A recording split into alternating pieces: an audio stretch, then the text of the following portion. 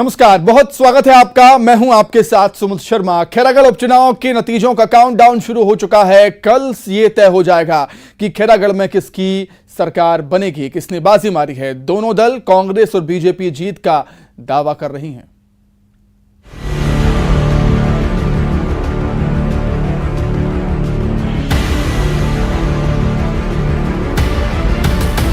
खैरागढ़ उपचुनाव की काउंटिंग का काउंटडाउन शुरू हो गया है। कल यानी कि 16 अप्रैल को ईवीएम खुल जाएंगे।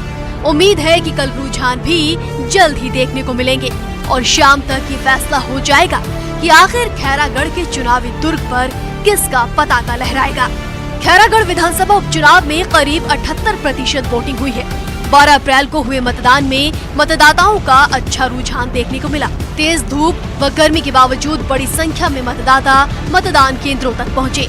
खैरागढ़ उपचुनाव में 78.92% पुरुष और 77.44% महिला मतदाताओं ने अपने मताधिकार का प्रयोग किया। इस बम्पर वोटिंग से साफ है कि खैरागढ़ की जनता ने काफी उम्मीदों के साथ उपचुनाव में हिस्सा लिया है।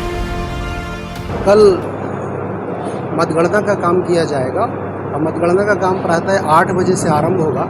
सबसे पहले पोस्टल बैलेट जो है उनकी गणना की जाएगी, तत्पश्चात ईवीएम से गणना का काम आरंभ किया जाएगा। इस मतगणना की पूरी प्रक्रिया के लिए भारत निर्वाचन आयोग के निर्देशानुसार सारी तैयारी कर ली गई है। पूरे प्रक्रिया में हमने 14 टेबल लगाए हैं और इसमें हर टेबल में 2-2 कर्मचारी लगे हैं और एक माइक्रो ऑब्जर्वर की ड्यूटी भी लगाई गई है और ये प्रक्रिया दिन भर चलेगी जब तक सारे ईवीएम से गणना नहीं हो जाएगी। माना जा रहा है कि खैरागढ़ को जिला बनाने का कांग्रेस का वादा यहां सीएम भूपेश बघेल का मास्टर स्ट्रोक साबित हो सकता है। खैरागढ़ को माना जाए कि 24 घंटे बाद घंटे रह गए हैं, हाँ, 24 घंटे बाद जिला बनाने की तैयारी हो गई है।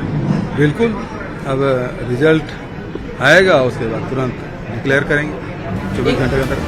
बीजेपी ने भी खैरागढ़ उपचुनाव में पूरा दमखम लगा दिया था। शिवराज सिंह चौहान और ज्योतिरादित्य सिंधिया जैसे बड़े नेताओं ने खैरागढ़ में चुनाव प्रचार किया था। माना जा रहा है कि इसका असर भी नतीजों पर दिखेगा। बाबा की कृपा से सब अच्छा होगा, शानदार रिजल्ट आएगा। लोगों ने मेहनत खूब की। खैरागढ़ उपचुनाव में कुल 10 प्रत्याशी मैदान में है। इस चुनाव में सीधा मुकाबला बीजेपी प्रत्याशी कोमल जंघेल और कांग्रेस प्रत्याशी यशोदा नीलांबर वर्मा के बीच माना जा रहा है।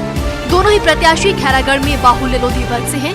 इनके अलावा जनता कांग्रेस छत्तीसगढ़ जे से नरेंद्र सोनी भी रेस में है। 2023 विधानसभा चुनाव से पहले खैरागढ़ उपचुनाव को कांग्रेस और बीजेपी के साथ का सवाल भी माना जा रहा है। रायपुर से देवव्रत भगत के साथ राकेश यादव, खैरागढ़। तो खैरागढ़ की काउंटिंग का काउंटडाउन शुरू हो चुका है और इस पर अधिक चर्चा करने के लिए खास मेहमानों का पैनल हमारे साथ जुड़ गया है। धनंजय सिंह ठाकुर जी कांग्रेस प्रवक्ता हैं, कांग्रेस का पक्ष रखेंगे। सर, आपका बहुत स्वागत है। और बीजेपी से श्री चंद्र सुंदरानी जी जो कि पूर्व विधायक हैं बीजेपी के, वो बीजेपी का पक्ष रखेंगे। सर, आपका भी बहुत स्वागत करता हूं न्यूज़ 18 मध्य प्रदेश छत्तीसगढ़ में। जाहिर सी बात है आप दोनों जीत का दावा यहां पर करेंगे, लेकिन मेरा सीधा सवाल आप दोनों से यही रहेगा कि आखिर क्यों बीजेपी जीतनी चाहिए और आखिर क्यों कांग्रेस जीतनी चाहिए। सबसे पहले धनंजय ठाकुर जी, आखिर क्यों कांग्रेस जीतनी चाहिए खैरागढ़ में?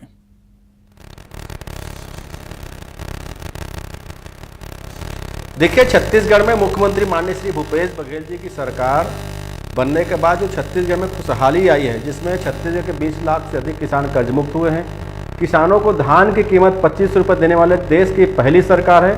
छत्तीसगढ़ जहां बिजली बिल हाथ की सुविधाएं दी जा रही है, जिसका लाभ सीधा 50 लाख उपभोक्ताओं को मिल रहा है।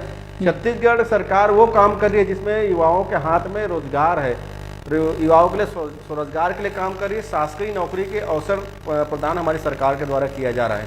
आदिवासी क्षेत्रों की बात कर लूँ तो मैं जो उनके मूल जीविका के जो संसाधन है, जैसे वनोपज की खरीदी है, 62 वनोपज की खरीदी हमारी सरकार के द्वारा समर्थन मूल्य में किया जा रहा है। कुल जो वनोपज की खरीदी देश में हुई है उसमें 85% हिस्सा छत्तीसगढ़ का है। स्वाभाविक बात है, लगातार हमारी सरकार चाहे कि कला संस्कृति। ठीक है धनंजय जी, आपकी आवाज मुझ तक सही से नहीं पहुंच पा रही है, मैं लौटूंगा आपके पास, आप बने रहिए हमारे साथ। सुंदरानी जी, आपका क्या कुछ कहना है, क्या कहेंगे आपकी बीजेपी को क्यों जीतना चाहिए खैरागढ़? देखिए सुमित जी, 15 साल तक डॉक्टर रमन सिंह जी की सरकार ने खुशहाली का वातावरण तो डॉक्टर रमन सिंह जी ने बनाया था।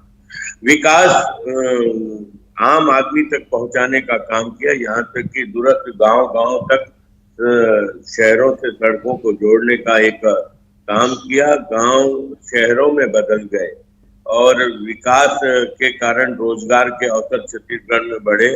ठीक है, हम 2018 के चुनाव में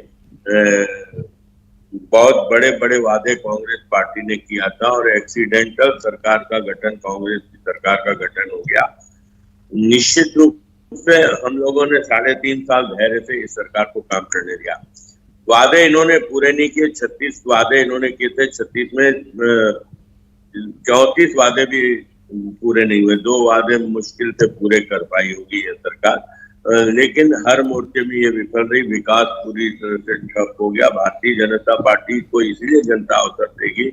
न इन्होंने शराबबंदी की, न बेरोजगारी भत्ता दिया, न संपत्ति कर हाफ किया, बल्कि संपत्ति कर बढ़ा दिया। अब तो बिजली के दाम भी बढ़ा दिए थे 2 दिन पहले। लगातार यह आर्थिक मोर्चे पे सरकार विफल हुई। 55,000 करोड़ का कर्जा 3 साल में लेकर यह दिवालिया राज्य की ओर प्रदेश को धकेलने का काम ये सरकार कर रही है। निश्चित रूप से सुदृढ़ आर्थिक स्थिति में हमने इस राज्य को कांग्रेस को सौंपा था, लेकिन आज बड़े दुर्भाग्य के साथ कहना पड़ रहा है कि 55,000 करोड़ का कर्जा 3 साल में ये सरकार लेकर जनता पे कर्ज को थोपने में ही काम किया है।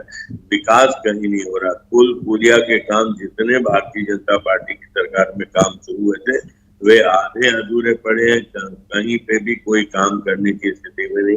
लोक निर्माण विभाग इनका ठप हो गया है।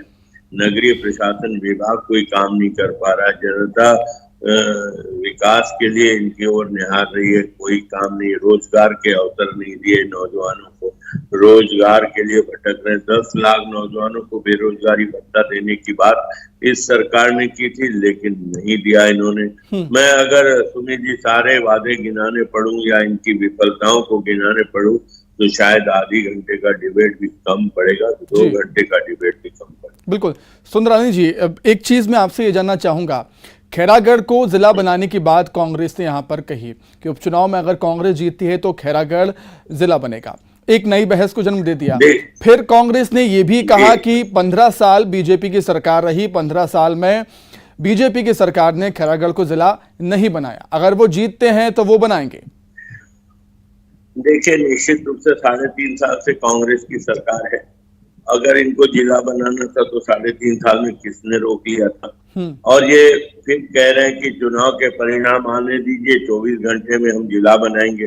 तो क्या अगर इनके पक्ष में परिणाम नहीं आएंगे तो क्या खैरागढ़ की जनता से द्वेष रखेंगे, जिला नहीं बनाएंगे? अभी भी मुख्यमंत्री जी का बयान मैंने आपके ही चैनल में सुना कि रिजल्ट आने दीजिए, 24 घंटे में हम जिला बनाएंगे। रिजल्ट विपरीत आएगा और निश्चित विपरीत आ रहा है।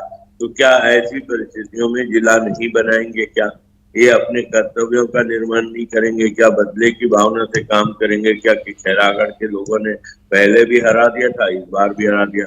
मैं आपको दूसरी बात बता दूं, 2018 में बहुत विपरीत हवा थी भारतीय जनता पार्टी के खिलाफ, बहुत विपरीत परिस्थितियां थी, लेकिन हम कांग्रेस से 30,000 वोट ज्यादा पाए थे और मात्र 800-900 वोट से जोगी कांग्रेस से हम सीट आ रहे थे।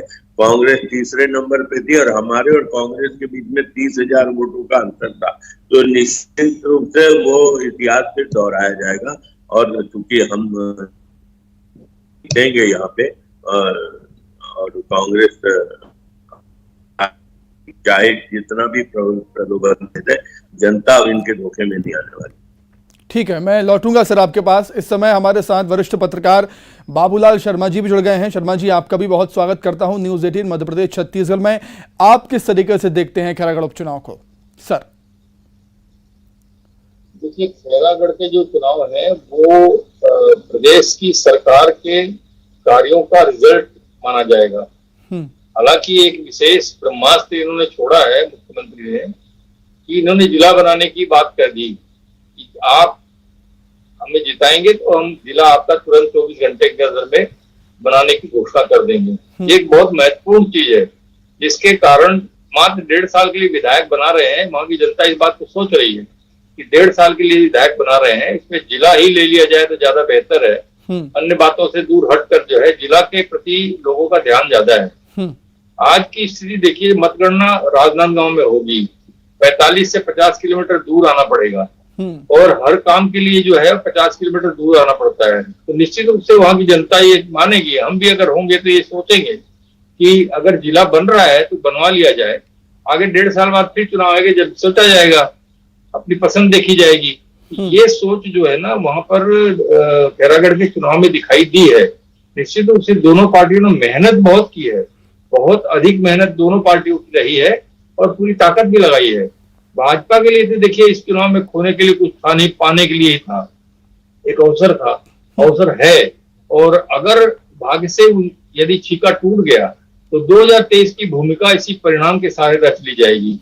निश्चित रूप से जो है इस अगर विजय होती है भारतीय जनता पार्टी की तो एक बहुत बड़ा मुद्दा उनके हाथ आएगा। यदि हारे तो कहाँ कहाँ कमी रही, क्यों रही, मंथन होगा और गलतियों को सुधारने का एक अवसर 2023 के लिए उनके सामने रहेगा कि हमसे कहाँ गलती हुई। लेकिन जिस तरीके से यहाँ पर बाहर से, मध्य प्रदेश से और केंद्रीय मंत्रियों को लाया गया, उससे ये लगा है कि स्थानीय नेताओं का जो भरोसा है वो इनके पास मौजूद नहीं था। वो न होने की वजह से इन्होंने बाहर से जो है केंद्रीय मंत्रियों को बुलाया ताकि यहाँ प्रभाव पड़े। लेकिन जो प्रसंग है वो ऐसा है, प्रहलाद पटेल को लोधी वोटों के लिए बुलाया गया। प्रहलाद पटेल को खैरागढ़ में कितने लोग जानते हैं वो अलग मुद्दा है, लेकिन लोधी वोट पर प्रभाव कितना है ये महत्वपूर्ण बात है। फग्गन सिंह कुलस्ते को खैरागढ़ के आदिवासी कितना मानते जानते हैं ये प्रसंग है। और लोकल आदिवासी में मोहन मरकाम जो बस्तर के नेता है, बस्तर आदिवासी का नेतृत्व क्षेत्र है, वहां के वो लगातार मोहन मरकाम है, उसका कितना प्रभाव पड़ेगा ये महत्वपूर्ण बात है। ये सारी चीजें मिला करके जो है खैरागढ़ एक ऐसा चुनाव हो गया, उपचुनाव, जिसमें ये परिणाम आएंगे कि सरकार अच्छा काम कर रही है, सरकार के मुख्यमंत्री पर हमको भरोसा है या नहीं है, इसका परिणाम आएगा। और यह भारतीय जनता पार्टी ने जो प्रयास किए हैं, डॉक्टर रमन सिंह ने प्रयास किए हैं और भी लोगों ने शर्मा जी, एक तरीके से हम कह सकते हैं कि खैरागढ़ का चुनाव दोनों ही पार्टियों के लिए, खासतौर से कांग्रेस के लिए लिटमस टेस्ट जैसा हो गया है। सर मैं लौटूंगा आपके पास। धनंजय सिंह ठाकुर जी, मेरा आपसे ये सवाल है कि क्या 17 तारीख को खैरागढ़ जिला बनेगा?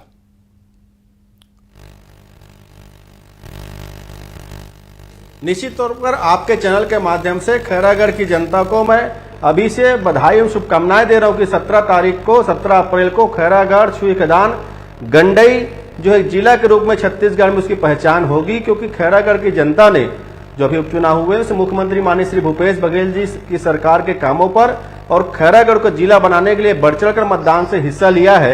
और 15 साल तक जो भारतीय जनता पार्टी की सरकार रही है, जो खैरागढ़ की जनता का हमेशा से अनादर किया है, उनकी मांगों को अनसुना किया है। और तो और गंडई के तहसील मांगने वाली जनता के ऊपर रमन सिंह की सरकार ने, भारतीय जनता पार्टी की सरकार ने FIR दर्ज किया था, लाठी उनके ऊपर चलाए थे। इन दोनों चीजों का बदला खैरागढ़ की जनता ने ले लिया है।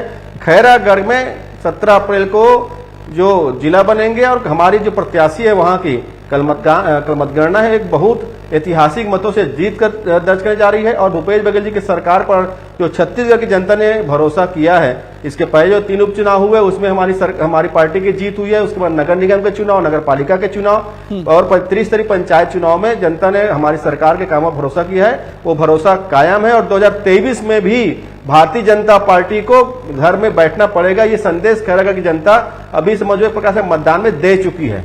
धनंजय जी, अगर आप चुनाव नहीं जीते, कांग्रेस पार्टी मान के चलिए चुनाव नहीं जीते कल, तो क्या खैरागढ़ की अनदेखी होगी?